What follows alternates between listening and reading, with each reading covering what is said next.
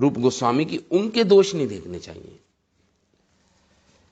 देखिए, जिस प्रकार गंगा जी का जल है, पवित्र करने वाला है, पाप को नष्ट करने वाला है, और भी तो अनेक नदियां हैं, उनमें भी तो वही बुलबुले, फोम, कीचड़ होती है। तो यहां पे बताया गया है, गंगा जी को उस दृष्टिकोण से नहीं देख सकते आप, क्योंकि गंगा जी में जिस प्रकार भक्तों के दोषों को नहीं देखना चाहिए, हमें भक्तों के दोषों को नहीं देखना चाहिए, जिस प्रकार, उसी प्रकार गंगा जी के दोषों को नहीं देखना चाहिए, क्योंकि फिर भी गंगा जी में स्नान करना चाहिए। तो ऐसा क्या अंतर है दोनों में? अब भक्तों में वो दोष मिल रहे हैं, और भक्तों में भी अगर वो दोष मिल रहे हैं तो रूप गोस्वामी उसको मना कर रहे हैं, निषेध कर रहे हैं कि भक्तों में वो दोष नहीं देखने चाहिए आपको, अगर कुछ दिख भी रहे हैं तो ऐसा क्या अंतर है भक्तों में और अभक्तों में? जब हम इस बात को समझेंगे, जब हम समझ पाएंगे कि रूप गोस्वामी भक्तों की जो बातें कर रहे हैं कि वैष्णव समाज में हमने वैष्णवों में दोष नहीं देखने चाहिए,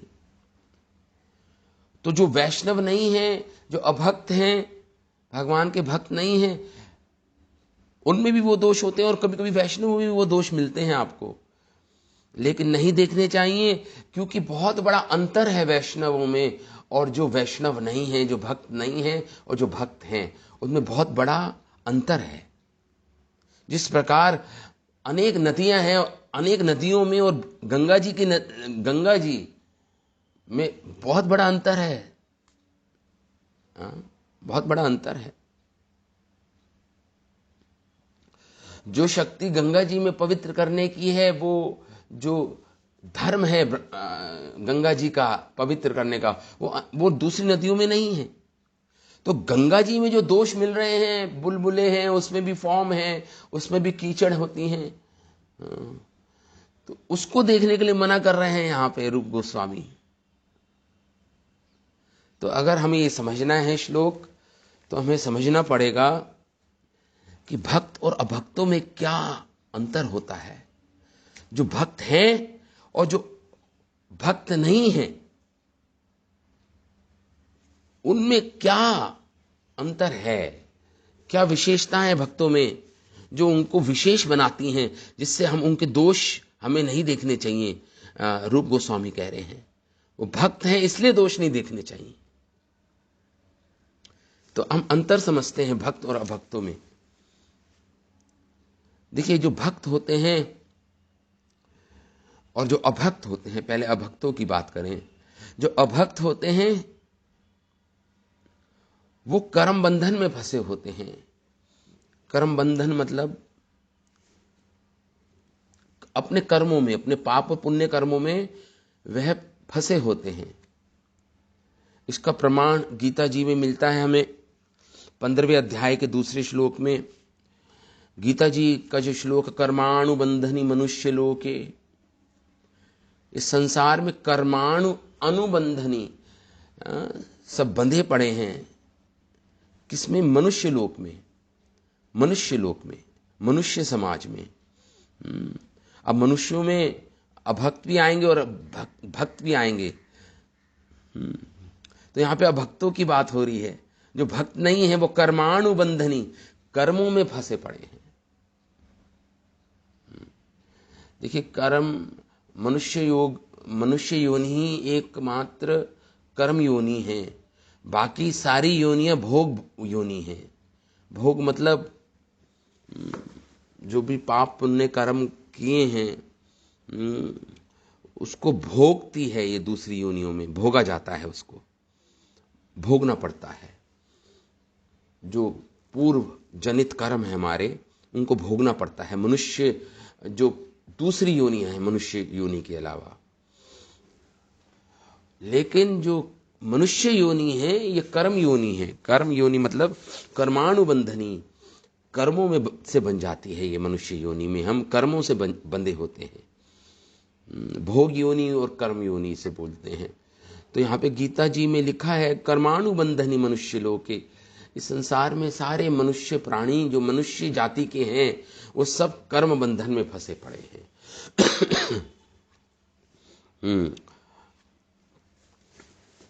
लेकिन जो अभक्त हैं, जो भक्त हैं, वो कर्म बंधन से मुक्त हो जाते हैं। जो भगवान की भक्ति करते हैं, जो दीक्षित भक्त हैं, उसी समय वो अपने सारे कर्मों से मुक्त हो जाते हैं, दीक्षा के समय।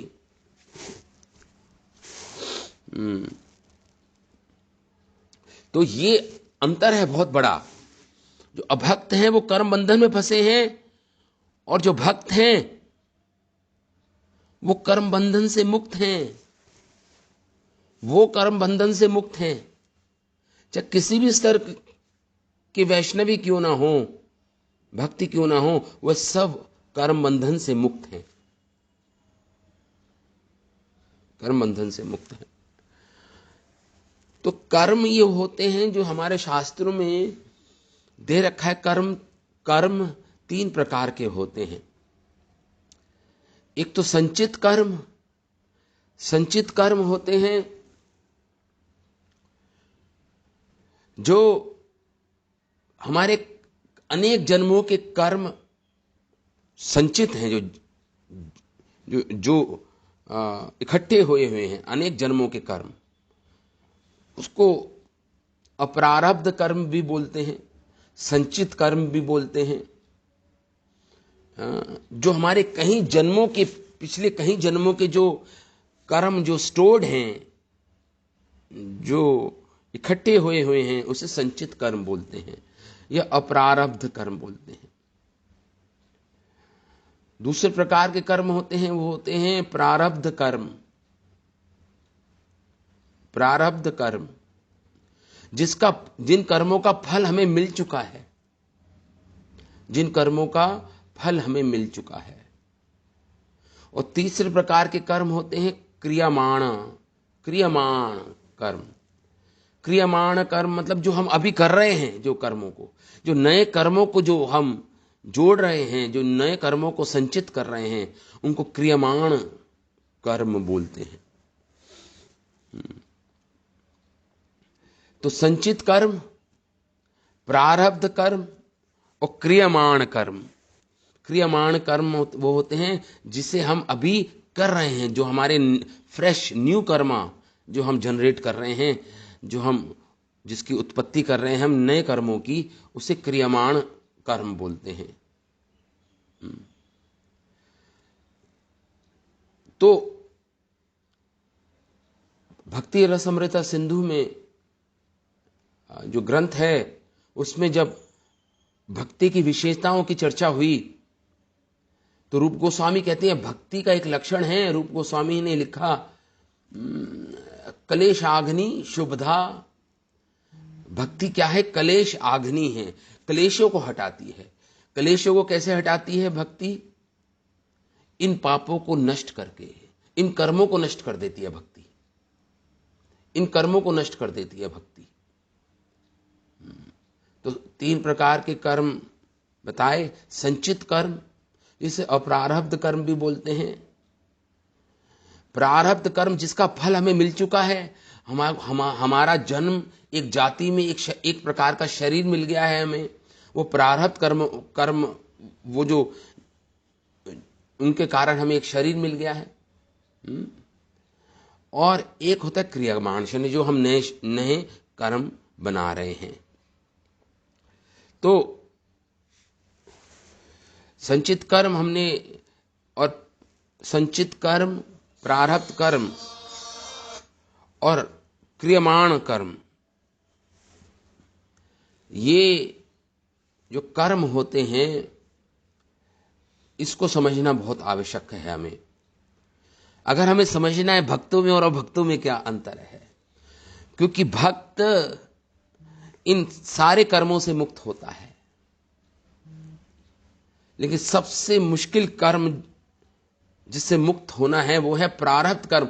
जो फल आपके को मिल चुके हैं उससे भी मुक्त होता है भक्त, उससे भी मुक्त हो जाता है, प्रारब्ध कर्मों से भी मुक्त हो जाता है, और क्रियमाण शरीर कर्मों को रोक देता है वो, क्योंकि सारे कर्मों को भगवान को अर्पित करता है भक्त, इसलिए क्रियमाण कर्म को रोक देता है, प्रारब्ध कर्म को नष्ट कर देता है, और संचित जो अनेक जन्मों के जो कर्म हैं वो उस भक्ति करने से नष्ट हो जाते हैं उसके। तो जब रूप गोस्वामी कह रहे हैं भक्तों में दोष ना देखो,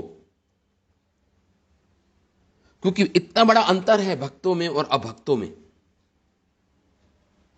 भक्त कर्माणु बंधन नहीं है, बंधन नहीं है कर्म का भक्त के पास। संचित कर्म नष्ट हो जाते हैं, प्रारब्ध कर्म नष्ट हो जाते हैं, और जो क्रियमाण कर्म हैं वो है, क्योंकि सारे कर्मों को भगवान को अर्पित करता है, तो नए जो कर्म हैं उसके वो उसकी उत्पत्ति नहीं होती है, नए कर्मों की उत्पत्ति नहीं होती है। गीता जी में लिखा है। तो इसी चीज को, कर्मों को भक्ति रसमृता सिंधु में जो हमने 3 प्रकार के कर्म बोले, संचित कर्म, प्रारब्ध कर्म और क्रियमाण कर्म, इन्हीं को श्री रूप गोस्वामी ने भक्ति रसमृता सिंधु में चार प्रकार के कर्मों को बोला। इन्होंने इन्हीं तीनों को और विभाजित कर दिया, 4 प्रकार के कर दिया। अप्रारब्ध फलम पापम कूटम बीजन फलान्मुखम कर्मणैव प्रलीयते विष्णुर्भक्तिरतात्मनाम। रूप गोस्वामी लिखते हैं कि 4 प्रकार के कर्म हैं जो भगवान विष्णु की जो भक्ति में रत हैं, जो वैष्णव जन हैं, रतात्मनम प्रलीयते, प्रलीयते मतलब हो गया नष्ट हो जाते हैं 4 प्रकार के कर्म। कौन कौन से? अप्रारब्ध कर्म, वो तो हमने, जो संचित कर्म जिसे बोलते हैं, अप्रारब्ध कर्म, जिसका फल अभी मिलने वाला, अभी मिला नहीं है, वो हमारे इकट्ठे हुए हैं सारे कर्म, जिनका फल अभी हमें नहीं मिला, जिन पापों का कर्म या पुण्य कर्मों का फल नहीं मिला, उससे बोलते हैं अप्रारब्ध कर्म। तो अप्रारब्धम फलम पापम कूटम बीजन फलान्मुखम, ये 3 प्रकार के बता रहे हैं यहां पे। कूटम, बीजम, फलान्मुखम। फलान्मुखम मतलब प्रारब्ध कर्म, जो हमें मिल चुका है, जिसका कर्मों का फल, उसे बोलता फलान्मुखम, मतलब फल आ चुके हैं वृक्ष में, मतलब उसके वह कर्म जो मैनिफेस्ट हो गए हैं, जिन्होंने अपना फल दे दिया है हमें, उसे बोलते हैं फलान्मुखम, वो प्रारब्ध हो गए। और ये कूटम बीजन क्या है? बीजम, कूटम बीजम वो अप्रारब्ध कर्म है जो अभी प्रारब्ध बनने ही वाले हैं बस अभी। कूटम बीजन, कूटम बीजम फलान्मुखम, जो कर्म अप्रारब्ध हैं अभी, लेकिन वो प्रारब्ध होने ही वाले हैं, वो अपने आप को व्यक्त करने ही वाले हैं वो कर्म, उन्हें बोलते हैं कूटम और बीजम। इसका मैं आप एग्जाम्पल देके मैं समझाता हूं इसका। जिस प्रकार आपने देखा होगा, जब एक जगह अन्न, गेहूं के दानों को इकट्ठा कर लिया जाता है ना, जब मील में जाते हैं गेहूं के दाने आटा पीसने के लिए, तो क्या होता है, एक जगह गेहूं को इकट्ठा कर लिया जाता है, तो बहुत बड़ा एक पहाड़ सा बन जाता है। तो जो गेहूं को इकट्ठा कर लिया गया, उसका जैसे पहाड़ छोटा सा बन गया, उसे बोलते हैं अप्रारब्ध कर्म। अप्रारब्ध कर्म, इतने सारे कर्म आपके इकट्ठे हैं कई जन्मों के।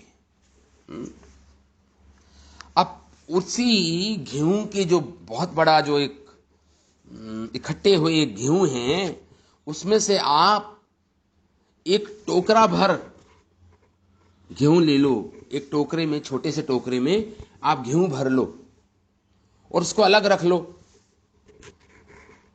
तो जो गेहूं का ढेर है उसमें से अगर आप थोड़े से गेहूं को ले लो, उसको बोलते हैं कूटम, कूट। मुट्ठी भर ले लो या एक टोकरा भर ले लो, उसी बड़े जो ढेर है गेहूं के, उसमें से थोड़ा सा आप अलग निकाल लो, उसे बोलते हैं कूटम। और जो अलग निकाला हुआ जो गेहूं है, उसको आप नई फसल उगाने के लिए खेतों में आप उसको बीज की तरह प्रयोग में ले आओ। कूटम से निकाला आपने कुछ गेहूं के दाने और उसको बीज की तरह बो दिए आपने खेत के अंदर, उसे बोलते हैं बीजम। तो खेत के अंदर जो आपने बीज बोए और फिर उससे क्या निकली, उससे पौधे बन गए, उससे गेहूं की फसल आ गई, नई गेहूं की फसल आ गई, उसे बोलते हैं प्रारब्ध कर्म। जो नई गेहूं की फसल आई है उसे बोलते हैं प्रारब्ध कर्म। जो गेहूं का ढेर है बहुत बड़ा, उसको बोलते हैं अप्रारब्ध कर्म, जिसका फल अभी आपको मिलने वाला है। और कूट मतलब उसी बड़े ढेर से आपने थोड़ा सा जो अलग निकाला गेहूं के दाने, जो आपको, जिसका फल आपको इस जीवन में मिलेगा। अनंत कोटि कर्म हमारे संचित हैं, उसमें तो थोड़ा सा फल ही तो आपको मिल पाएगा आपके वर्तमान जीवन में, उसे बोलते हैं कूटम, जिसका फल आपको मिलेगा अभी इस जीवन में। अनंत जन्मों के कर्म तो आप एक जन्म में भोग नहीं सकते। तो उसमें से अप्रारब्ध कर्मों में से कुछ कर्म लिए जाते हैं और आपके लिए निर्धारित कर दिया जाता है कि इस जन्मों में आप इन कर्मों को भोगोगे, उसे बोलते हैं कूटम। अब उसी कूट में जो आपको भोगना था, आपने नए कर्मों को आपने क्या किया, उस कूटम में से कुछ बीजों को लिया, गेहूं के दानों को लिया, आपने खेतों में बो दिया, उसे बोलते हैं बीजम। और उस बीज से नए कर्म उत्पन्न हो गए, उसे बोलते हैं, उस बीज से फसल उत्पन्न हो गई, उसे बोलते हैं प्रारब्ध कर्म, जिसका फल मिल चुका है। तो यहां पे इसलिए रूप गोस्वामी चार बोल रहे हैं, चार प्रकार के कर्म: अप्रारब्धम, कूटम, बीजन, फलान्मुखम। फलान्मुखम तो प्रारब्ध कर्म, फलान्मुखम तो जिसका फल मिल गया है, फसल आ गई, नई फसल आ गई गेहूं की। अच्छा, इसमें क्रियमाण कर्म कौन सा हुआ? जो आप इस जीवन में जो नए कर्मों को संचित कर रहे हो, वह क्रियमाण कर्म। वह जो नए कर्म आप इस जीवन में करोगे या कर रहे हो अभी, क्योंकि ये प्रेजेंट टेंस है, वर्तमान में जो आप कर्म कर रहे हो उसे बोलते हैं क्रियमाण कर्म। तो आप समझ गए। तो यहां पे रूप गोस्वामी कह रहे हैं, विष्णु भक्ति रतात्मनाम। जो भगवान विष्णु के भक्त हैं, जो वैष्णव हैं, जो भक्त हैं, कर्मणैव प्रलीयते, इन सारे कर्मों को नष्ट करते हैं, नष्ट हो जाते हैं। भक्तों के ये सारे प्रकार के कर्म नष्ट हो जाते हैं। सबसे मुश्किल कर्म नष्ट करने का है, वो है जिनको करना है, वह है क्रियमाण, प्रारब्ध कर्म। प्रारब्ध कर्म जिसका फल आपको मिल चुका है, वह भी नष्ट हो जाते हैं। वह भी नष्ट हो जाते हैं। और मैंने बताया क्रियमाण कर्म कैसे भक्त के नष्ट होते हैं, क्योंकि वो सारे कर्मों को भगवान विष्णु को अर्पित करता है, यज्ञ के रूप में सारे कर्म करता है, अपने पूरे कर्मों को यज्ञ के रूप में भगवान को अर्पित कर देता है। यज्ञाशिष्टिना संतो, यज्ञ के रूप में सारे कर्म करता है, भगवान की प्रसन्नता के लिए सारे कार्य करता है। भगवान तो उसके क्रियमाण कर्म स्टॉप हो जाते हैं, रुक जाते हैं वहां पे, क्योंकि अब वो भगवान की प्रसन्नता के लिए कार्य कर रहा है। उसके क्रियमाण कर्म रुक गए और बाकी सारे कर्म नष्ट हो गए भक्ति से, बाकी सारे कर्म नष्ट हो गए। तो कह रहे क्रमणेव, क्रम से होते हैं। क्रम से मतलब पहले अप्रारब्ध कर्म नष्ट होंगे, फिर क्रम से, क्रम मतलब एक क्रम से नष्ट होते हैं। आप, आई होप आप समझ रहे हैं। तो अप्रारब्ध कर्म पहले नष्ट होंगे, फिर कूटम नष्ट होंगे। देखिए वो जो गेहूं का जो ढेर था उसमें से आपने थोड़ा सा जो निकाल कर रखा था, पहले तो वो अगर आग लगा दो तो पहले तो वो गेहूं सारे जल जाएंगे अग्नि से। उसके बाद जो आपने अलग निकाल के गेहूं रखा था, इसे कूटम बोलते हैं हम, वो नष्ट होगा। और उसके बाद जो बीज हैं पृथ्वी में, जो बीज बोए थे आपने, वो नष्ट होगा। और फिर जो फसल आ गई वो नष्ट हो जाएगी, जल जाएगी। मतलब प्रारब्ध कर्म भी नष्ट हो जाएंगे।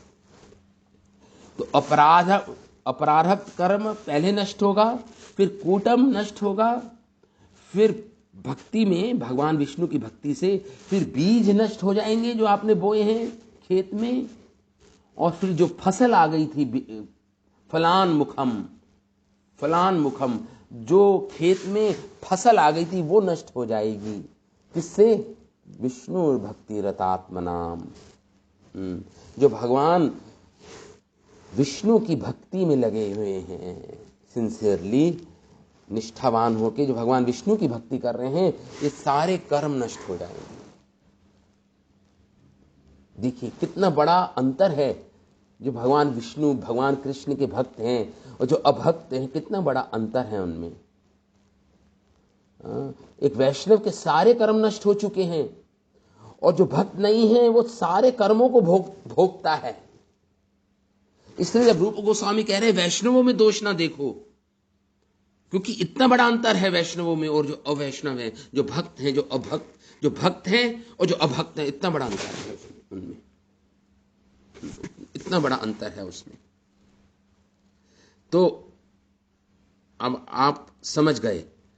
तो मैंने बताया क्रियमाण कर्म को रोकने के लिए भगवत गीता में श्लोक आता है, क्रियमाण कर्म जो आप अभी कर रहे हैं कर्म, उसको भगवान को अर्पित कर देते हैं।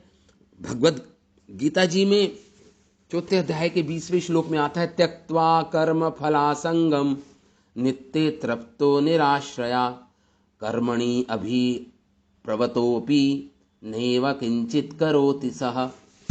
त्यक्त्वा कर्म फलासंगम, एक भक्त कर्मों की जो फल होते हैं उनसे अनासक्त होता है। त्यक्त्वा, छोड़ देता है कर्मों के फल को। किसको देता है? भगवान को अर्पित कर देता है अपने सारे कर्मों के फल को। नित्य, ऐसा भक्त जो होता है नित्य तृप्त होता है, संतुष्ट होता है अपने आप में। निराश्रया,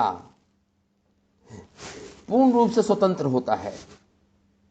कर्माणि अभिप्रवतो ही, और जो भी काम करता है वो जिस कर्मों को करता है जिसमें प्रवृत्त होता है, नेवा किंचित करोति सा, कुछ सब कुछ करता हुआ भी कुछ नहीं करता, क्योंकि सारे फलों को भगवान को अर्पित कर देता है वो। तो उसको कर्म फल लगते ही नहीं, उसको कर्म संचित होते ही नहीं उसके, क्योंकि भगवान को अर्पित कर रहा है। ये सोचते कि ये भगवान के लिए मैं कर रहा हूं, भगवान के सुख के लिए करता है। तो प्रश्न ये उठता है, अगर भक्तों के सारे कर्म नष्ट हो गए हैं,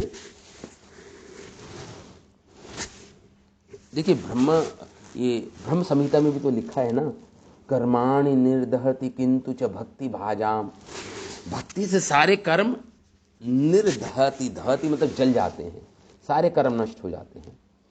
तो प्रश्न ये उठता है कि भक्तों के अगर सारे कर्म नष्ट हो गए हैं, तो हम देखते हैं भक्तों के जीवन में भी सुख दुख आते हैं, कभी कष्ट आते हैं, कभी सुख आते हैं, कभी कष्ट आते हैं, दुख आते हैं। इसका कारण क्या है? अगर एक वैष्णव के जीवन में सारे कर्म नष्ट हो गए तो सुख दुख का क्या कारण है उसके जीवन में, क्या कारण है? तो इसका उत्तर हमारे आचार्य दे रहे हैं, बलदेव विद्याभूषण कह रहे हैं इसमें। एक बलदेव विद्याभूषण एक उदाहरण दे रहे हैं, जिस प्रकार एक धनुर्धर है जो धनुष चला रहा है, तो जो उसका कमान है, जो पीछे जो जिसमें सारे उसके धनुष रखे हुए हैं, वो निकालता है उसमें से और फिर उसको छोड़ता है धनुष को, और साथ ही साथ वो क्या कर रहा है, वो निशाने पे लगा रहा है और साथ ही साथ नए धनुष को भी बना रहा है। तो जो कमान में शरीर, जो धनुष हैं, कमान में जो धनुष हैं जिससे वो निकाल रहा है धनुष, वो उसके अपरारब्ध, वो उसके संचित कर्म हो गए। और जिस बाणों को चला दिया उसने, वो उसके प्रारब्ध कर्म हो गए। और जब नए नए धनुषों को बना भी रहा है वो, साथ ही साथ वो उसके क्रियमाण कर्म हो गए। तो यहां पे कह रहे हैं बलदेव विद्याभूषण, भक्ता नाम प्रारब्ध सामान्य नाश अपि यत् सुख दुखम दृश्यते। कह रहे हैं हमने देखा कि भक्तों के जीवन में भी प्रारब्ध कर्मों के कारण सुख दुख भोगते हैं भक्त लोग भी, वैष्णव जन भी, दृश्य ऐसा देखा जाता है, दृश्यते। लेकिन कह रहे हैं, देखिए ये अब नेक्स्ट पॉइंट क्या बोल रहे हैं, तत्र तु सुखम भक्तिर अनुसंगिकम फलम। जो सुख होते हैं वो, और जो दुख होता है भक्तों के जीवन में, जो कष्ट होता है, वो कर्मों के कारण नहीं होता। बहुत इंपॉर्टेंट यहां पे बोल रहे हैं, तत्र तु सुखम भक्तिर अनुसंगिकम फलम। जो सुख आता है भक्तों के जीवन में, पहले सुख की बात कर रहे हैं, जो भक्तों के जीवन में सुख आता है वो कर्मों के कारण नहीं आता, वो उनके प्रारब्ध कर्म नहीं है, वो आता है भक्ति अनुसंगिकम फलम। जो भक्ति कर रहे हैं उसके कारण सुख आता है उनके जीवन में। जो भक्ति का संग कर रहे हैं, अनुसंग कर रहे हैं, जो कांस्टेंट कॉन्टिन्यूअस, मतलब कॉन्टिन्यूअस जो भक्ति का संग कर रहे हैं, वो भक्ति का संग कर रहे हैं, भक्ति कर रहे हैं, उसके कारण उनके जीवन में सुख आता है। भौतिक सुख की बात हो रही है यहां पे। उनके भक्ति जो कर रहे हैं भक्तजन, उनके जीवन में जो सुख आता है वो उनके पिछले किए हुए पुण्य कर्मों के कारण सुख नहीं आ रहा, वो सुख मिल रहा है भक्तों को उनके द्वारा जो भक्ति की जा रही है उसके कारण सुख मिल रहा है उनको। बहुत बड़ा अंतर है। तत्र तु सुखम भक्ते अनुसंगिकम फलम। भक्ति का संग कर रहे हैं इसलिए सुख मिल रहा है, क्योंकि एक वैष्णव की दीक्षा के समय सारे पाप नष्ट हो गए, अप्रारब्ध कर्म खत्म हो गए, प्रारब्ध कर्म खत्म हो गए, संचित कर्म खत्म हो गए, कूटम बीजन फलान मुखम सब खत्म हो गए। तो ये सुख कहां, और सुख दुख, तो प्रश्न ये है कि सुख दुख क्यों आ रहा है भक्तों के जीवन में? सुख आ रहा है भक्ति का संग करके। इसका एग्जाम्पल नारद पंचरात्र को इसका प्रमाण दे रहे हैं। नारद पंचरात्र में, ग्रंथ में इसका प्रमाण दे रहे हैं। यहाँ पे हरि भक्ति महादेव्य सर्वा मुक्ति आदि सिद्धये भुक्त यश्च अद्भुतस्तस्य चेति कावत अनुव्रतः। कह रहे हैं जो हरि भक्ति है, भगवान कृष्ण की जो भक्ति है, वो महादेवी है। महादेवी मतलब वो क्या है? वो महादेवी, दिव्य का मतलब हुआ वो एक रानी है। भक्ति देवी क्या है? एक रानी है, रानी है। चेति कावत अनुव्रतः। और जो ये भौतिक सुख जो मिल रहे हैं उसको, भुक्तश्च अद्भुतस्तस्य, वो क्या है? उस रानी के नौकर हैं, उस रानी की दासियां हैं वो। हरि भक्ति महादेव्य, ये नारद पंचरात्र में ये श्लोक आता है। हरि भक्ति महादेव्य, ये जो भगवान हरि की भक्ति है, ये हरि ये भक्ति है, ये एक महारानी है, एक रानी है। और उसकी जो दासियां हैं वो कौन सी हैं? ये जो भौतिक सुख हैं, जो भी संसार में आपको सुख मिलते हैं, वो उसकी क्या है? दासियां हैं, उस रानी की, भक्ति की दासियां हैं ये। सुख सुख और सर्वा मुक्ति आदि सिद्ध है। जो भी मुक्ति है, सिद्धि है, भोग है, मोक्ष है, सिद्धियां हैं, जो प्रकार की अष्ट सिद्धियां, वो सब इसी भक्ति जो महारानी है इसकी सब दासियां हैं, कह रहे हैं। चीति कावत अनुव्रता, चीति कावत मतलब दासियां हैं इस महारानी की, हरि की भक्ति की, इस हरि भक्ति रूपी महारानी की दासियां हैं सब। मुक्ति, सिद्धि, भोग, संसार के सुख, सब इसकी चीति कावत, कह रहे हैं सब उसकी दासियां हैं इस महारानी की, हरि भक्ति की। तो क्या बोल रहे हैं आगे देखिए।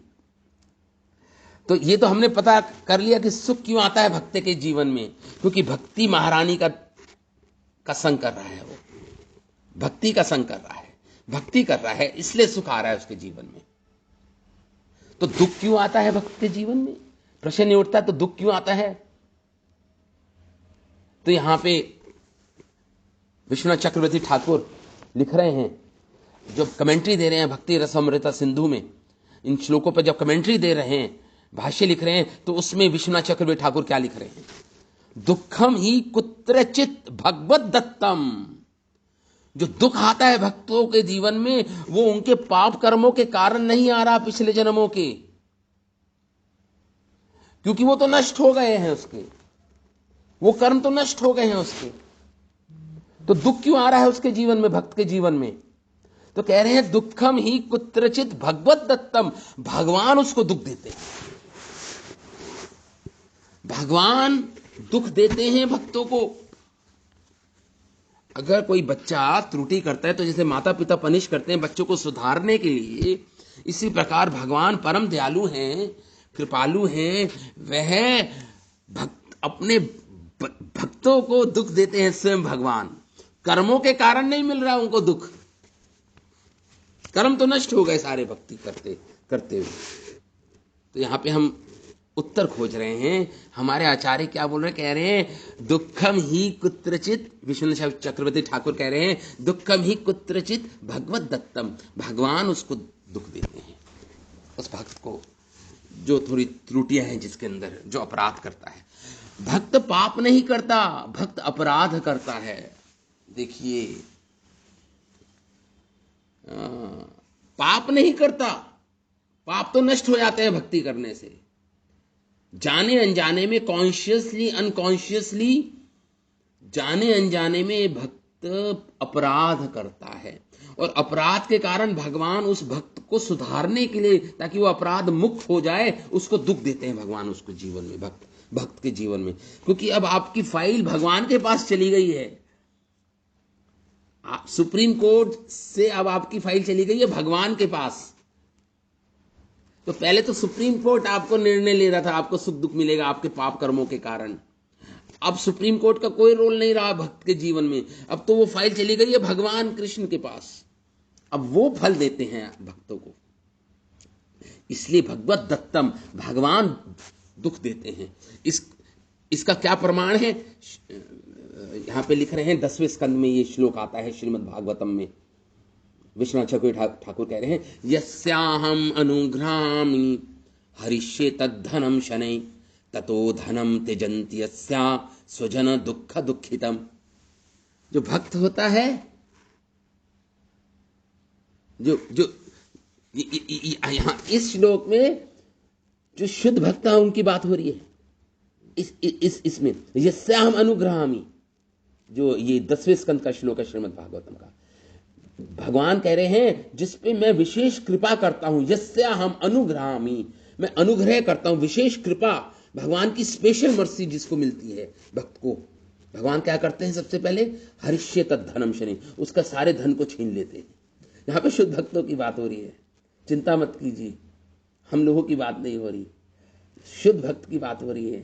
श्रील प्रभुपाद का जीवन देख लीजिए, बिल्कुल भगवान ने ऐसे ही किया। यस्यम अनुग्रामी, जिसपे मैं विशेष कृपा करता हूं, हरिष्ये तत् धनम शने, मैं उसके सारे धन को छीन लेता हूं, सारी संपत्ति को छीन लेता हूं। ततो धनम त्यजन्त्यस्य, और जब उसके बाद धन नहीं रहता, कोई वेल्थ नहीं रहती, तो क्या स्वजन दुख दुखितम, उसके खुद के स्वजन उसको त्याग कर देते हैं, उसको और दुख देते हैं। उसके स्वजन लोग, उसके अपने रिलेटिव्स उसको दुख देते हैं। जब उसकी सारी संपत्ति भगवान छीन लेते हैं, तो उसके स्वजन जन भी उसको त्याग कर देते हैं। यह भगवान की विशेष कृपा है। लेकिन हम जैसे साधकों के लिए भगवान ये नहीं करते हैं। हम जैसे साधकों के लिए नहीं करेंगे, चिंता मत कीजिए, यस्य हम अनुग्रहाम ही नहीं करेंगे भगवान। हमारे लिए तो क्या है, कुत्रचित वैष्णव अपराधी फलम इति विवेचनीयम। हमारे लिए भगवान,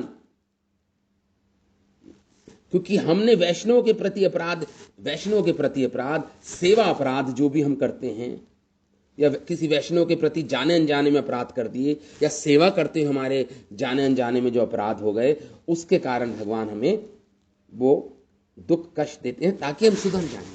हमको सुधारने के लिए, हम जैसे साधकों के लिए कुत्रचित वैष्णव अपराधी आदि फलम इति विवेचनीयम। हमारे विश्वनाथ चौधरी ठाकुर कह रहे हैं, वो भगवान ताकि हम वैष्णव अपराध, सेवा अपराध ना करें, इसलिए हमें दुख देते हैं जीवन में, हम सुधर जाएं। लेकिन शुद्ध वैष्णवों के लिए तो सब कुछ छीन लेते हैं उनका, ताकि वो पूर्ण रूप से भगवान पे आश्रित हो जाएं। आश्रित है ही, पूर्ण रूप से भगवान की सेवा में लग जाएं। और सनातन गोस्वामी दिग्दर्शनी कमेंट हरि भक्ति विलास में क्या लिख रहे हैं? सनातन गोस्वामी लिख रहे हैं, बाह्यम सुखम दुखम च दृश्यते। बाहर से एक भक्त के जीवन में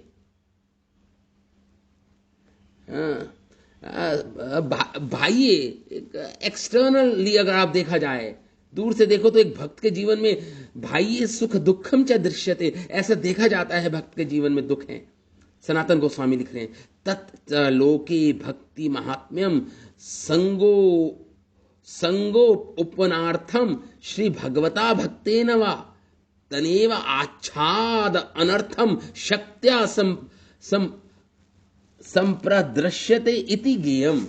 सनातन गोस्वामी लिख रहे हैं अपनी हरि भक्ति विलास की अपनी दिग्दर्शनी कमेंट्री में, जो सो कॉल्ड जो सुख दुख एक भक्त के जीवन में आप देखते हो, वो भगवान देते हैं भक्ति महात्म्य को छुपाने के लिए।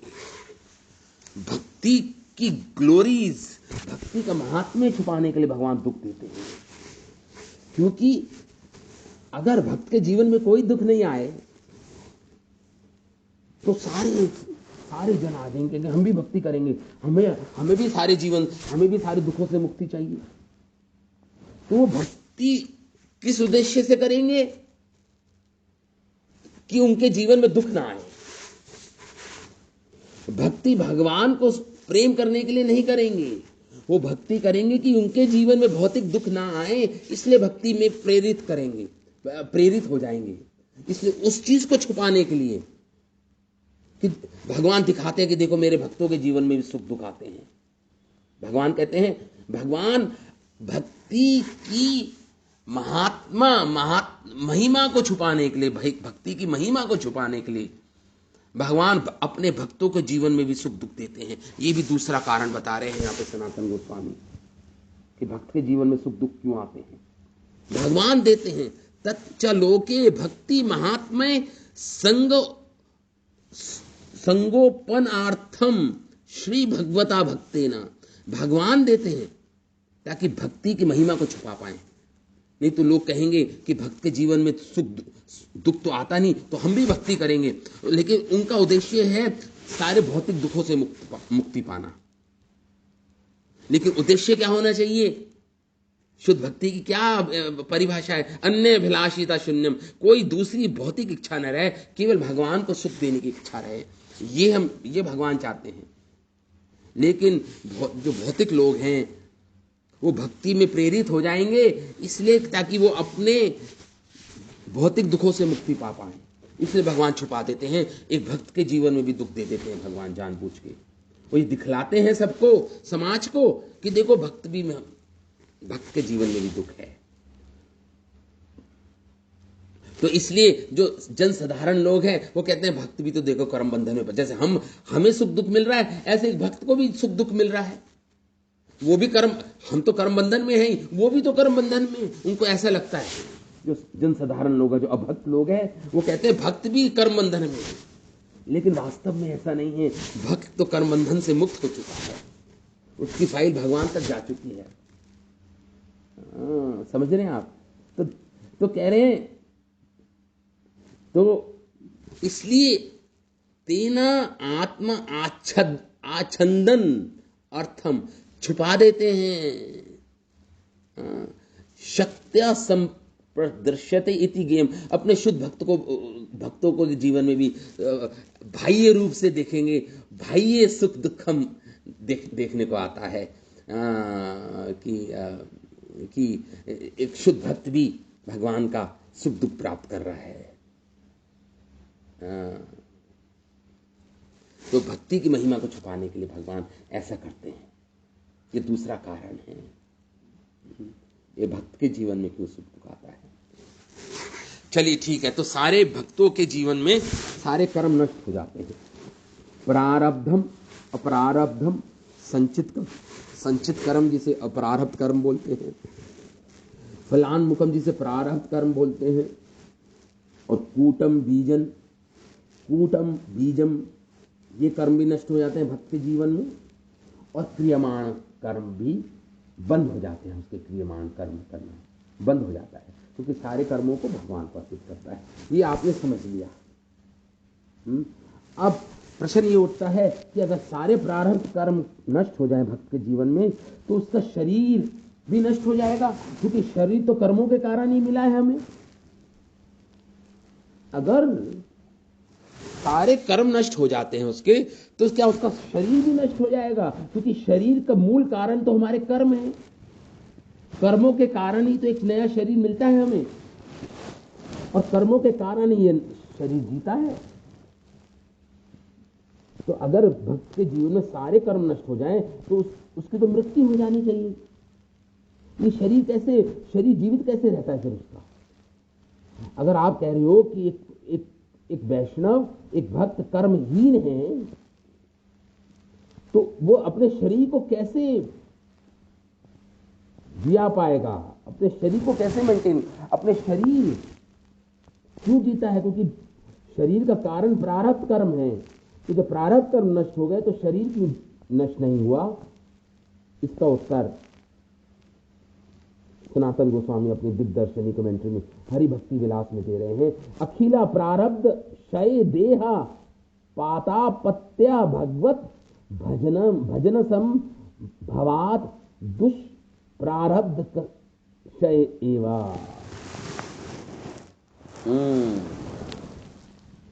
तो यहां पे कह रहे हैं, तो भजन कैसे करेगा अगर उसका भगवान ने सारे प्रारब्ध कर्म उसके नष्ट कर दिए?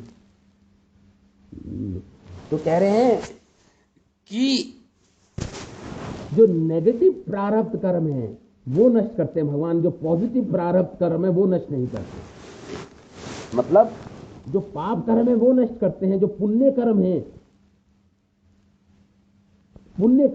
वो नष्ट नहीं करते, क्योंकि नहीं तो फिर उसका पूर्ण प्रारब्ध खत्म हो जाएगा। तो वो इस शरीर से, फिर इस शरीर नहीं रहेगा तो भजन कैसे करेगा भक्त? इसलिए भगवान नेगेटिव प्रारब्ध कर्म नष्ट कर देते हैं, पॉजिटिव प्रारब्ध कर्म भगवान छोड़ देते हैं, ताकि वो अपने शरीर उसका रह पाए। समझ रहे हैं आप? कितना समझ में आ रहा है? अखिल प्रारब्ध क्षय देह, अगर आपके सारे प्रारब्ध कर्म खत्म हो जाएं, यहाँ पे सनातन गोस्वामी लिख रहे हैं, क्षय हो जाएगा। किसका? ध्येय, पाता पत्ते, ध्येय गिर जाएगा आपका, नष्ट हो जाएगा। तो इसलिए भगवान क्या करते हैं? भगवत भजन संभावात, ताकि वो भगवान का भजन कर पाए, उसके लिए संभव हो संभावा दुष्प्रारब्ध शयेवा। तो जो दुष्प्रारब्ध है, दुष्प्रारब्ध मतलब नेगेटिव जो प्रारब्ध कर्म है उसको नष्ट करते हैं, जो सारे प्रारब्ध कर्मों को नष्ट नहीं करते। जो दुष्प्रारब्ध कर्म है, जो नेगेटिव प्रारब्ध कर्म है उसको भगवान नष्ट करते हैं, लेकिन जो पॉजिटिव प्रारब्ध कर्म है उसको नष्ट नहीं करते, ताकि उसका ध्येय रहे, जिससे भक्ति करना संभव हो पाए उस भक्त के लिए। ये मैं रिपीट इसलिए कर रहा हूं आप बार बार एक ही चीज को, क्योंकि मैं चाहता हूं आप सब समझ जाएं जो मैं बात कर रहा हूं यहाँ पर, हमारे आचार्यजन जो कह रहे हैं। और एक दूसरे महान वैष्णव हुए, उनका नाम है श्री मुकुंद गोस्वामी। वो भी जब भाष्य लिख रहे हैं भक्ति रसमृता सिंधु ग्रंथ में, वो लिख रहे हैं भक्ति सहायकानाम अन्य कर्मणाम सत्वम न देह पाता। जो भक्ति जो प्रारब्ध कर्म जब नष्ट होते हैं तो भगवान जो कर्म फेवरेबल है, अनुकूल है भक्ति के, उसको नष्ट नहीं करते। ऐसे कर्मों को, जैसे रोज स्नान करना, जल्दी उठना, अपने स्वधर्म का आचरण करना, ब्राह्मण है, वैश्य है, शूद्र है, जो भी है अपने वर्ण आश्रम के अनुसार जो भी कर्म करते हो आप, उससे उसे उसे उसे वो आपको प्रिस्क्राइब ड्यूटी है, जो आपकी स्वधर्म है आपका जिसे बोलते हैं, ताकि आप उस स्वधर्म को कर पाओ, स्नान कर पाओ, शरीर को स्वस्थ रख पाओ। वो जो प्रारब्ध कर्म है उसको नष्ट नहीं करते, क्योंकि ये सब इसके कारण पॉजिटिव प्रारब्ध कर्म रहेंगे ये सारे, तो आप भक्ति कर पाओगे, आपके लिए भक्ति करना संभव होगा। इसलिए आपका शरीर नष्ट नहीं होता, क्योंकि पॉजिटिव प्रारब्ध कर्म भगवान नहीं नष्ट करते। पॉजिटिव प्रारब्ध कर्म का क्या अर्थ बता रहे हैं? जो कर्म भक्ति के अनुकूल हैं, जैसे अपना स्वधर्म का आचरण करना, धर्म के मार्ग पर चलना, रोज स्नान करना, रोज मतलब जो भी आप सेवाएं करते हो समाज के प्रति, देश के प्रति, अपने परिवार के प्रति, जो भी उनकी सेवाएं करते हो, वो आपका स्वधर्म है, वो आपका स्वधर्म है। उसको पालन करने के लिए तो ध्येय चाहिए ना आपको, तो उसके लिए भगवान जो पॉजिटिव प्रारब्ध कर्म है वो छोड़ देते हैं भक्त के जीवन में, ताकि ठीक है वो भक्ति कर पाए। ठीक है, अब कुछ लोग फिर भी डाउट करेंगे, जो संशय आत्मा है, जो डाउटफुल सोल्स हैं, जो डाउटिंग है, जो डाउट फिर भी करेंगे वो। हाँ, हरे कृष्णा हो गया। तो माधुर्य कादम्बनी में विश्वनाथ चक्रवर्ती ठाकुर लिख रहे हैं, बस ये श्लोक करके मैं आई एम फिनिशिंग। केशितु नाम कीर्तन आदिवत भक्तानाम प्रेम लिंगा दर्शनेन पाप प्रवत्ते च न केवलम अपराध कल्पयते विवारिका बहु दुखा दर्शनेन चापि प्रारब्ध नाशा भवश्च। तो कह रहे हैं कि आप जब जन सामान्य, जब हम देखते हैं कोई भक्त निष्ठापूर्वक भक्ति कर रहा है, भक्ति के अंगों का पालन कर रहा है, फिर भी उसके जीवन में हम देख रहे हैं प्रेम के लक्षण नहीं आ रहे भक्त के जीवन में। प्रेम लिंग अदर्शनेना, प्रेम के अगर लक्षण नहीं आ रहे तो हम ये सोचते हैं अरे ये भक्त तो जरूर किसी पाप कार्य में लिप्त है, इसके कारण भक्ति करते हुए भी प्रेम के लक्षण नहीं आ रहे इसको। ये सोचेंगे हम पाप प्रवृत्त, कि पाप में प्रवृत्त है ये भक्त, इसलिए भक्ति करते हुए भी प्रेम के लक्षण नहीं आ रहे इसके जीवन में। चना केवलम अपराध कल्पयते, तो जो मूर्ख लोग हैं वो सोचेंगे हाँ ये जरूर नाम अपराध कर रहा है, ये भक्त ये अपराध कर रहा है, सेवा अपराध कर रहा है, नाम के प्रति अपराध कर रहा है, वैष्णव के प्रति अपराध कर रहा है, इसके कारण इसको प्रेम के लक्षण नहीं आ रहे। कोई ऐसा दोष देखे भक्तों में, भक्त ही दूसरे भक्त में ये दोष देखे कि देखो ये भक्ति कर रहा है ना, तो इसको प्रेम के लक्षण में मुझे इसके जीवन में दिखाई दे रहे हैं, तो जरूर ये अपराधी है, ये भक्त जरूर ये अपराधी है, ये नाम अपराध कर रहा है, ये वैष्णव अपराध कर रहा है, ये सेवा अपराध कर रहा है। व्यवहारिक बहुत दुखा दर्शनेन। और हाँ, ये देख रहा है ये दुखी है, ये अपने अपराधों के कारण दुखी है, और वो सोचता है कि अभी इसके प्रारब्ध कर्म नष्ट नहीं हुए, इस भक्त के प्रारब्ध कर्म अभी नष्ट नहीं हुए। कोई ऐसे संशय कर सकता है? अभी इस भक्त के प्रारब्ध कर्म नष्ट नहीं हुए, ये दुख भोग रहा है क्योंकि ये नाम अपराध कर रहा है, वैष्णव अपराध कर रहा है, इसके जीवन में प्रेम का उदय नहीं, प्रेम के लक्षण नहीं दिखाई दे रहे हैं इस भक्त के जीवन में। कोई ऐसे आप दोष देखे वैष्णवों में तो उसका क्या उत्तर है, ये हम कल पढ़ेंगे, क्योंकि समय हो गया है। ये श्रील वल्लभाचार्य जो पुष्टि मार्ग के आचार्य हैं, वो अपने ग्रंथ सिद्धांत रहस्य में इसका उत्तर देते हैं। ये हम कल पढ़ेंगे कि फिर भी जो डाउट करते हैं भक्तों में, जो दोष देखते हैं कि इस भक्त में प्रेम नहीं है, इस भक्त में दुख है, इसके जीवन में देखो ये जरूर इसके प्रारब्ध कर्म अभी नष्ट नहीं हुए हैं, ये क्योंकि ये नामापराध कर रहा है, सेवा अपराध कर रहा है। तो उसका उत्तर वल्लभाचार्य दे रहे हैं। ये हम कल इसकी चर्चा करेंगे। तो ठीक है, आज आप आई होप आप समझ गए हैं कर्म कितने प्रकार के होते हैं, भक्त और अभक्तों में क्या अंतर होता है, रूप गोस्वामी क्यों कह रहे हैं कि भक्तों में हमें दोष नहीं देखने चाहिए, भक्तों में दोष अगर दिखता भी है तो नहीं देखने चाहिए। क्यों? क्योंकि भक्त और भक्तों में बहुत बड़ा अंतर है। भक्त कर्महीन हैं, कर्म नष्ट हो चुके हैं, और जो अभक्त हैं वो पूर्ण रूप से कर्म बंधन में फंसा पड़ा है। तो इतना बड़ा अंतर है वैष्णवों में और अवैष्णवों में, इतना बड़ा अंतर है। इसलिए रूप गोस्वामी विशेष रूप से भक्त समाज में बात कर रहे हैं यहाँ पे इस श्लोक में, 6ठे श्लोक में उपदेशामृत के, कि वैष्णव में दोष नहीं। शिल रूप गोस्वामी पाद की जय, उपदेशामृत की जय, शिल प्रभुपाद की जय, अनंत कोटि वैष्णव वृंद की जय। निताय गौर प्रेमानंदे हरि हरि बोल।